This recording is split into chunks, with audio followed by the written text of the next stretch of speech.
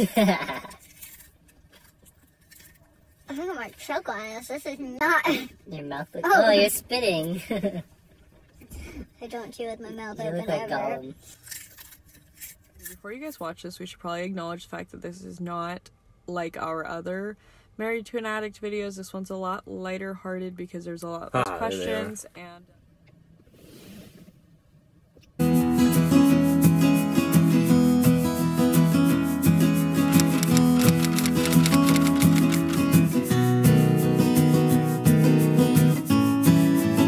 Hey, mukbang! This video is kind of short. It's not a lot of questions, but it's kind of just an update on what we've been doing for the past like couple years. I want to let you guys know I looked really cute in the other video, and then today I didn't get ready. My grandparents came to town, woke up late, so this is what you're gonna get. Do you think they can hear you? Okay. Hopefully. Okay, I have some questions. What is the hardest part of sobriety?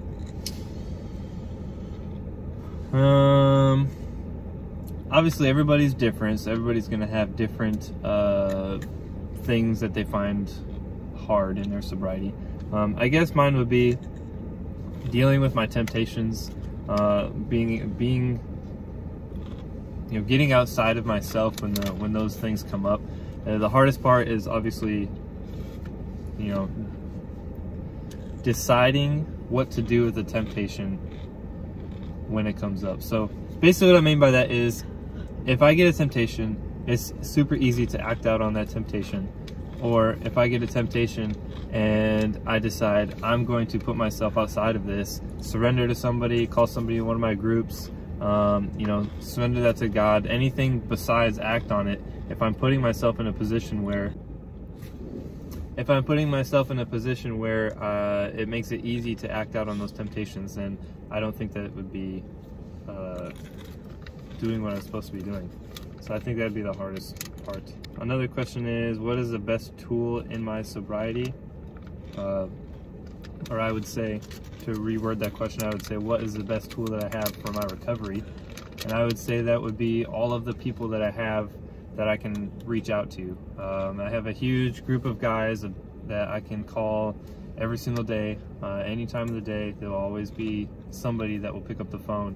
We're actually in a huge group chat of all of us, and we can, anytime somebody needs a daily outreach call, they just text on there and say, hey, is anybody up for a call? And there's like 4 or 5 people every single time that respond. So the best tool in my sobriety, in my recovery, would be a good group of guys I can call. Always somebody that I can reach out to. So that's the best tool that I have. Do you want to tell them about your online group? Because now that it's open to everybody, it might be a good resource for some people out there. That we have this program every Thursday. It's an addiction recovery program. Every Thursday it's put on by our church. We go there, or I go there, and meet everybody else that's there, and we do our thing for the night. And I learned about this online group, and it's basically, it was a support, online support for the Thursday night meeting that I used to go to, but it wasn't very well known. I only learned about it through one of the other guys that was on the online program, and now it's been revamped, and it's been changed a lot since when I first started the program. It changed a lot to where it is, you know, kind of spiritually based, but it's more of like, you know, whatever you consider to be your higher power, whatever you consider to be is something to help you through, can be your spiritual thing. So it's more open now, and it's based off of the SA programs, more revolved around that, which it used to be very spiritual, like religious based, and so a lot of people that I would recommend it to, they turned away from it. So now it is more revolving around the SA program itself, and so a lot of more people are, you know, welcome to join, or they're more receptive to joining it. And it's arpsupport.org, and we can put that on the screen. And so arpsupport.org, it's a fantastic resource. It's one of the saving graces in my sobriety. It's amazing. Every single day you're doing something. You have to It's a requirement to stay in the program. It's a requirement to go to at least 2 meetings every single week. You have to call somebody every single day. And then there's study work. So every morning you'll do study work. You'll study out of the white book, which is what the SA program uses. And then that's based off of whatever you read for that day. There'll be like questions or like, you know, little short answer things that you have to do. And every single day you're doing something to keep yourself in recovery, keep yourself in the mindset of staying sober. And it was, you know, one of the things that really helped me gain and maintain my sobriety. And it gives you a, what's it called? Sponsor. Yes, you get a sponsor when you enter the program, which is great because that's another resource that you can always reach out to. You can always rely on your sponsor. He's there, you know, 24 hours, 7 days a week, and you know, you're doing something every single day, which your sponsor will be replying back to you, giving you feedback, that sort of stuff, and you have at least a mandatory weekly phone call with your sponsor, so you're always in touch with him. Yeah, so that's that program. It's a great program. I really recommend anybody who's still struggling to check out arpsupport.org, and who knows, maybe we'll meet each other. Also, we're not sponsored by anything in this video. It's just personal, what we like, right? Right. Or off of personal experiences. So Next few questions are we together? No, we're technically divorced. What is our relationship now? We are co-parents, so we do the kids' schooling together. We very often go out and you know, play dates and stuff like that. We take them to the zoo, the science museum, like anything that we used to do. We still do all those things with them. So we're just co-parents right now. Like, I think there's like a couple videos back where I posted that we did a family day. So we try to do a family day like once a month. We have not done that in quite a while. Mainly because, as you guys seen in one video, the Jeep broke down, it got fixed, and then 2 weeks later it broke down. I have a new car right here, needs the brakes changed, and the rotors. So he's kind of in my life because we don't have a support system. It's a little bit different than most people who are divorced. When we had kids, we decided no matter what, these are our kids, we need to parent them together. We're a family even if we are not together or in love, etc. But it's a little bit different because all of our family lives far away. Our last set of friends just moved because of the military. So we don't have anybody really as a support system besides each other and then a couple people that from church that we don't really know. So when I almost died earlier this year, he had to take me to the hospital. When I got bit by a spider and I was having an allergic reaction, he had to take me to the hospital. So we're a support system, but it's mainly just for the kids because what's best for the kids is to have 2 parents that are mentally and especially physically healthy. So co-parents and like our own support system. I don't know how people do these mukbangs because I feel kind of weird eating and like staring at myself.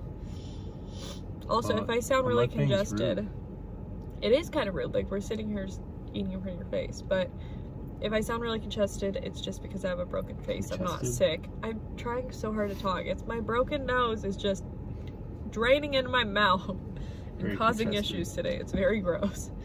Okay, the next couple of questions. Have we ever fought? Yeah, we fight pretty often. Arguments. Yeah. We argue often. Mostly it's because, you know, I can't seem to get my act together, so I'm disrespectful sometimes. I'm pretty rude. You know, I'll lash out or I'll lash back at Charlie when I'm, you know, when there's no reason for it. Still, you know, working on myself. I'm still trying to find a good therapist right now that's within, you know, my insurance network that I can try and go see regularly because I think it's something that I definitely need. So I'm still working on myself, but yes, I'm pretty disrespectful. I can be pretty rude, and I can be a pretty big jerk sometimes, and that's where a lot of our issues and our fights come from. Well, and I think anybody argues. Like, it's completely normal for happily married couples to argue. It's completely normal for divorced couples to argue. It's completely normal for literally everybody to argue. You have something as big as children that you have to communicate about. It's completely normal to argue. There was a time where we really didn't argue at all, and it's when we were doing the bird nesting thing, and that's where you have a house that is mainly for the children and you move in and out. He works nights and I worked during the day, so throughout the week we would live in the same house, but we would not see each other because he slept when I was awake. When he woke up, I went to work. When I came home from work, he left, and then on the weekends I moved out every single weekend. And honestly, we didn't really argue at all because we didn't have any time to see each other. Our communication was just based off of text. It was simple about the kids. If we tried to argue, it was easy to just shut that down right away because it just wasn't important. And that time was really good and really easy. This time was a lot harder because with the cars broken down and our only support system being each other, and then me constantly breaking my face or trying to die, I needed a lot of help. And so I think that made it harder because we had to lean on each other more. And it's not an ideal situation to lean on the person that you are not with anymore. So it's normal to argue. We do argue. My biggest thing is, like, if we argue in front of the kids, that they see us communicate fixing it. So whether that's apologizing or coming to a conclusion, it's important that if we argue in front of the kids, that they see us communicating and resolving the issues so that they know. I mean, it's normal. You don't want your kids to think it's not possible or it's not normal to argue. It is. It's just teaching them the correct way to resolve those issues. Yeah. Okay. The next question. This ASMR thing. Here, hold this. I'm gonna see if I can snap it closer. Answer for a second. Hello. Hi. Hi. Good news. I'm off until February 5th at least. Oh, wow. Have I relapsed since the last addiction video? How long ago was that video? A long time. Well, I've Over been a year. sober for 321 days. So, whenever that was. How do we parent? We co-parent. We still talk to each other about, you know, what needs to happen with the kids, and you know, we come to agreements on things. We do co-parent as far as like school and stuff like that. I sleep during the day, so she'll do homeschooling during the week, Monday through Thursday, and then I'm off.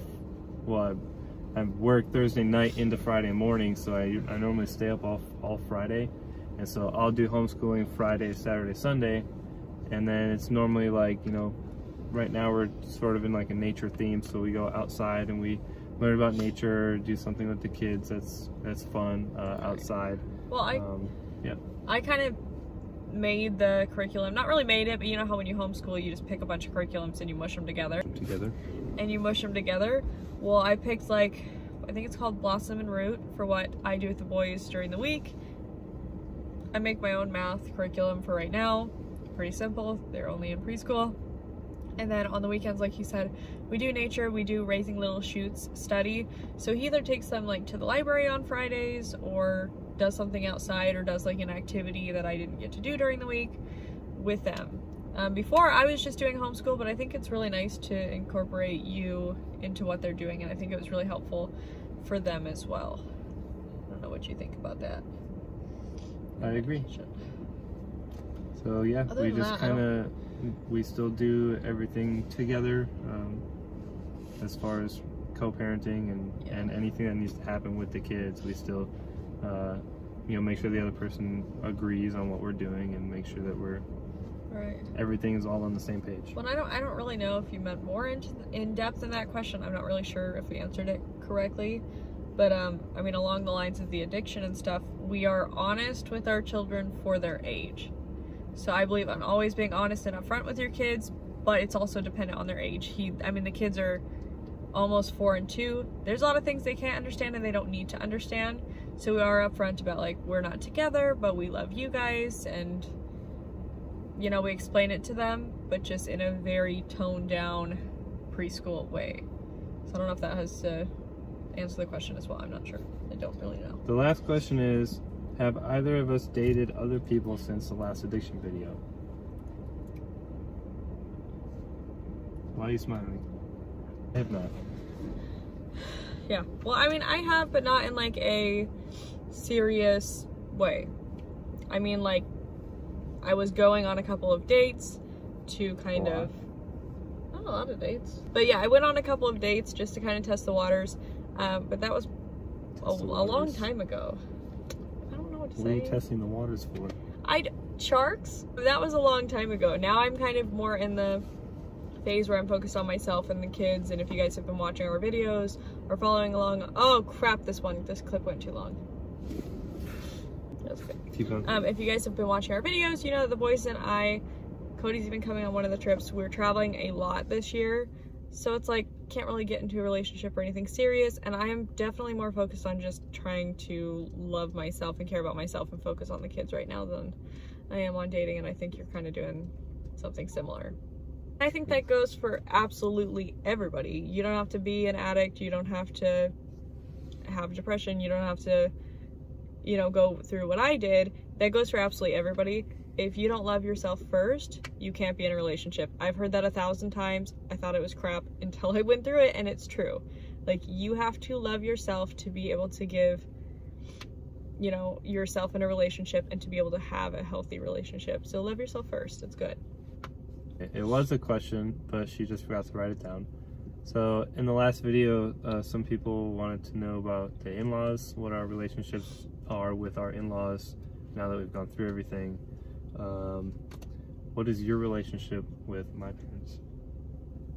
It's definitely a lot better than it was. If you guys had watched some of the previous videos, when we asked about how the family felt about everything, it wasn't good. We went through a whole, what was it, 2 years? A whole 2-year period where we did not see or speak to his parents. They didn't know Bodie, they didn't know his name, his gender, they didn't know anything about him. They didn't really know anything about our lives. After we kind of went through everything, I don't even remember who reached out. Was it us? I feel like it was. Yeah, I think so. I don't know. I could be wrong. But one of us reached out and decided that, like, for the children, it would be good to have them in their lives, as long as there were boundaries set on both sides. I think it was pretty mutual. I think there was a phone call. We made a phone call, and then it was like at the same time we were like, hey, we need to mend our relationship for the better of the children, sort of thing. Right. And it's like, they wanted to be a part of the kid's life. We wanted them to be a part of the kid's life. But in the phase that we were in, when we were going through everything, we didn't have the mental stability to be able to take on that relationship. So we needed to mend our relationship as a family first, and then mend our relationship with them afterwards.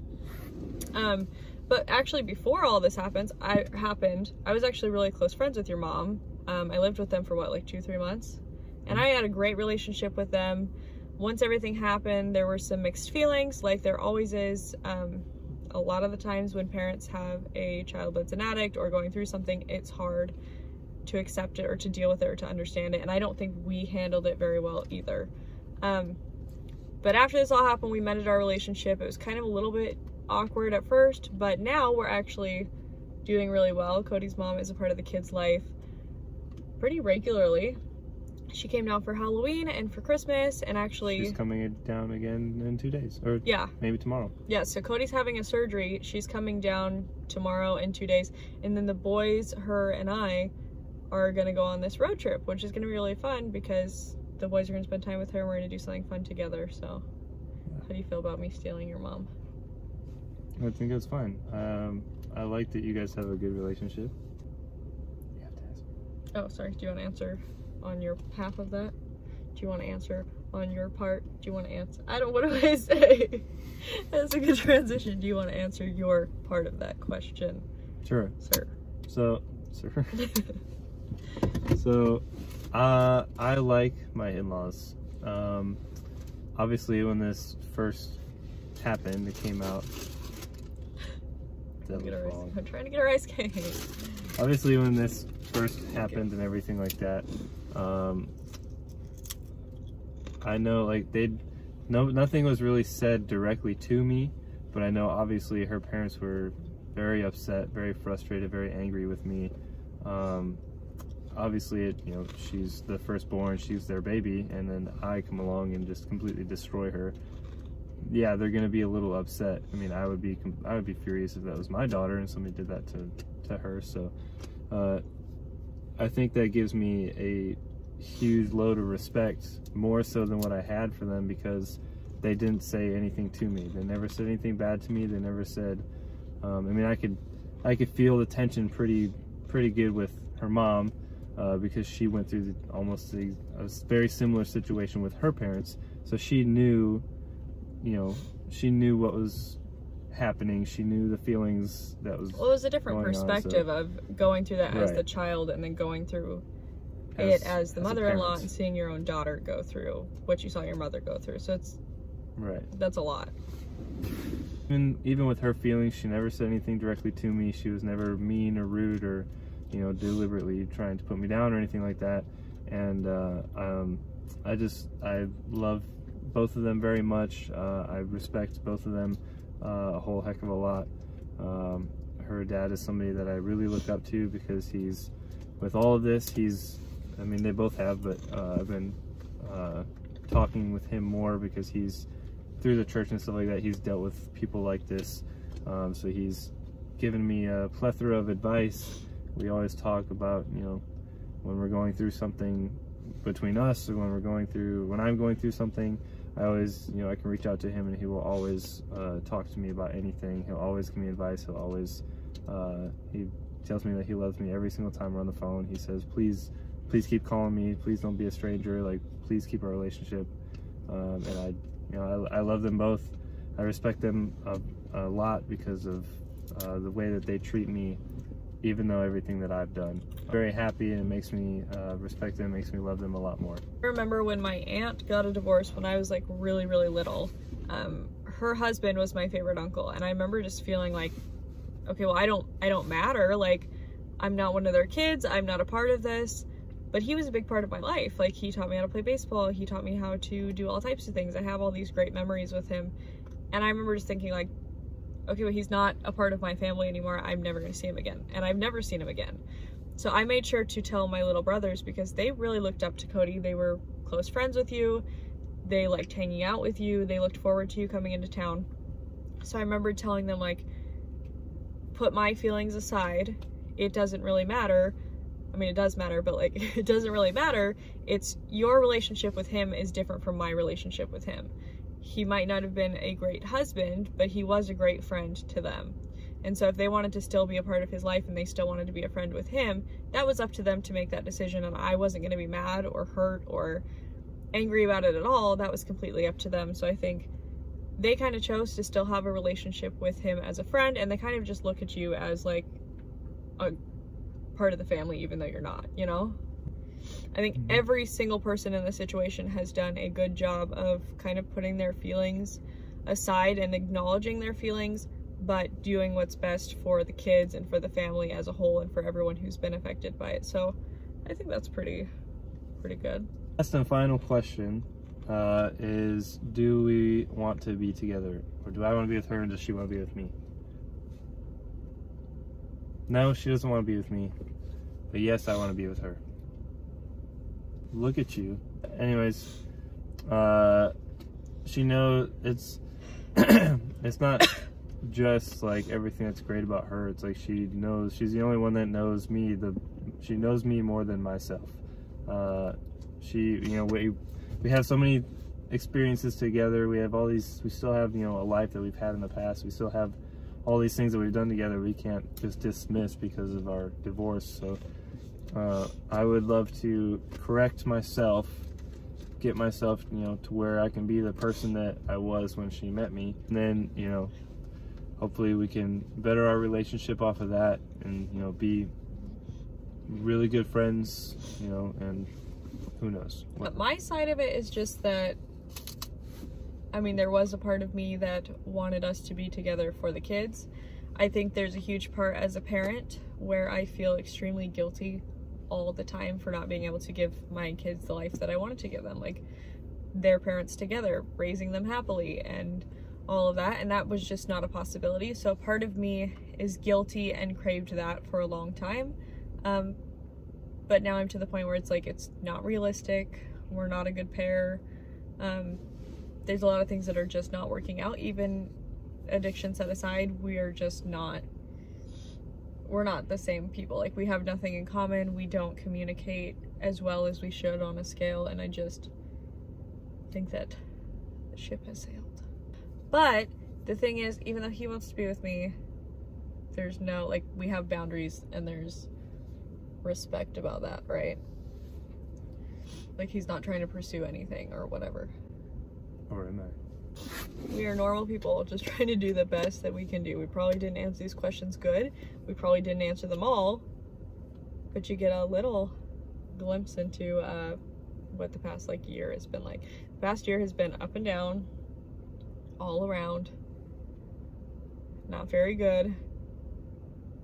But I feel like it's okay for what we've been through. So it is looking up. I do feel like this year is going to be much better and we're going to have a year of growth, at least on my end. I don't know if you're planning on growing or not, but I'm planning on growing. Plan on growing? Yeah. Of course I plan on growing.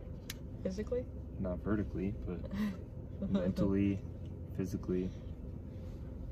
Emotionally. Physically as muscles. I guess. I don't know. Sure. Okay. Well, thanks for watching.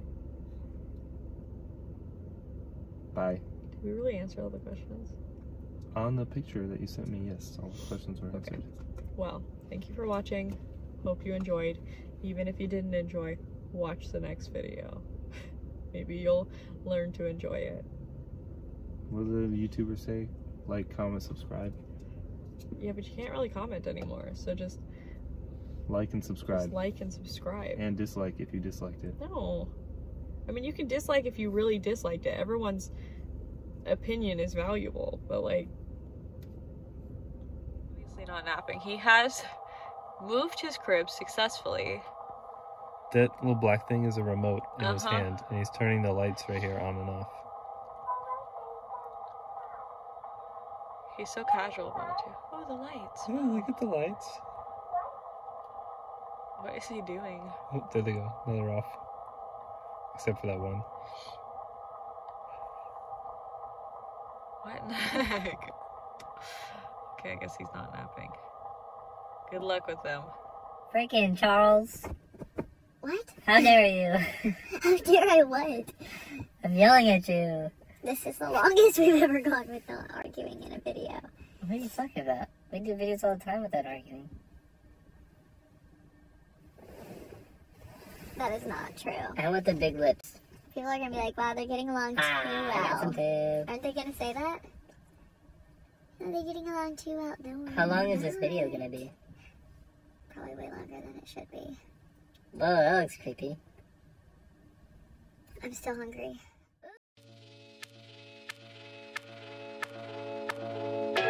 Thank you.